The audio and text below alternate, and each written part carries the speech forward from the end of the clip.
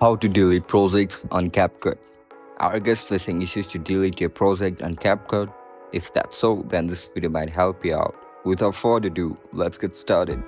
First of all, open CapCut on your mobile device. Once you open the CapCut,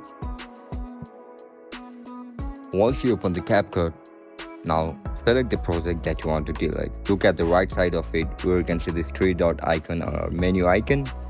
Click on it. After you click on it, you can see the option for delete. Click on it.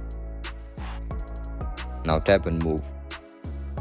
And that's it, guys. That's how we're going to delete our projects on CapCut application. If you guys found this video helpful, don't forget to like, share, and subscribe to our channel. I'll catch you up in the next one. And if you guys have any issues regarding CapCut, make sure to comment down below so that I can help you out. Bye bye.